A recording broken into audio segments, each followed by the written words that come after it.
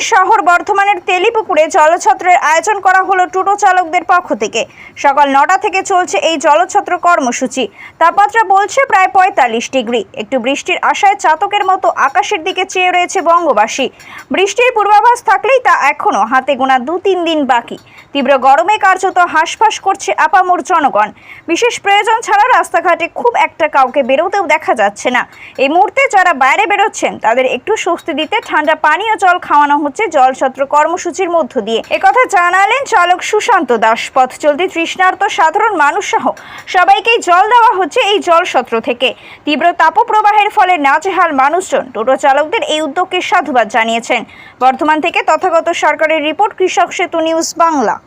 Trinayani jewellers hallmark সোনার কাজ করা হয় ও কেডিয়াম পানি কাজ করা হয়। পহলানপুর তীরতলা বাজার, পূর্ব বর্ধমান। যোগাযোগ 9732049330 অথবা